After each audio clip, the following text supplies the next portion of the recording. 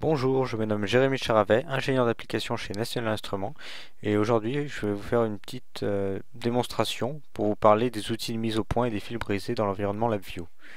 Pour cela, je vais utiliser un exemple dans lequel je vais créer tout d'abord une commande numérique dans laquelle je vais taper la valeur au hasard 4. Je vais ensuite ajouter un indicateur chaîne. Voilà, les deux contrôles sont sur la face avant. Dans la fenêtre de diagramme, on les voit apparaître. Je vais rajouter entre ces deux éléments une boucle while et une fonction d'incrémentation. Alors l'idée, ça va être de relier l'indicateur numérique, la commande numérique à l'indicateur chaîne en passant par la boucle while. En passant à travers cette boucle, on va faire 5 itérations, on va dire. Et la donnée, une fois qu'elle aura été incrémentée 5 fois, on va ressortir et l'afficher sur l'indicateur. Donc pour cela, tout d'abord, pour fixer les 5 itérations, on va définir une constante numérique. 5 itérations, ça veut dire que je dois mettre la valeur 4 car dans la boucle while, le numéro de l'itération commence à 0, donc 0, 1, 2, 3, 4, ce qui fait au total 5 itérations. Je relie ces deux terminaux aux entrées de la fonction égale, et une fois que la condition de sortie sera à vrai, on sortira de la boucle. Maintenant, je vais relier la commande numérique à l'incrémentation, à la fonction d'incrémentation, et la sortie à la chaîne. Vous pouvez remarquer un fil brisé. Ce fil brisé signale qu'il y a une erreur. Vous pouvez également remarquer qu'il y a une erreur car on ne peut pas exécuter le VI à cause de cette flèche brisée ici. En cliquant dessus, on peut voir la liste des erreurs.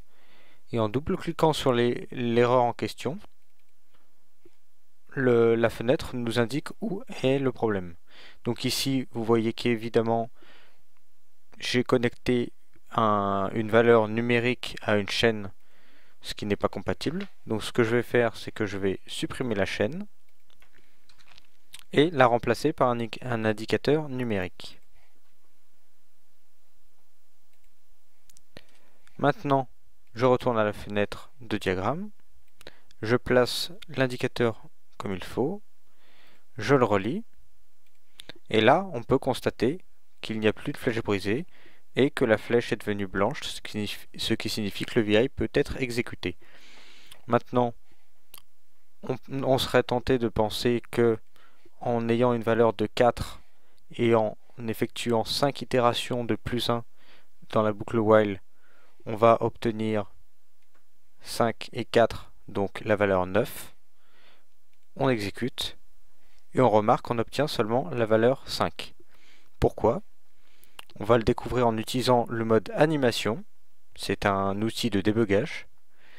En activant comme ça le mode animation, nous relançons l'exécution et nous voyons que la première itération, la valeur numérique 4 est envoyée, elle est incrémentée, mais comme il n'y a pas de réutilisation de la valeur dans la boucle while, à chaque fois, à chaque itération, c'est toujours la même commande, donc la valeur 4 qui est envoyée dans la boucle while. Donc au final, on a 4 plus 1, et au final, on obtient bien la valeur 5. Grâce à l'outil de débugage, on vient de comprendre ce qui se passait réellement.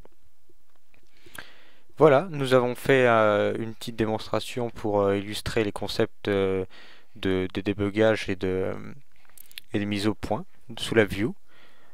Pour en savoir plus, je vous invite à télécharger le logiciel LabVIEW en version d'évaluation aux adresses que voici, et d'autres exemples de manipulation vous attendent. Merci.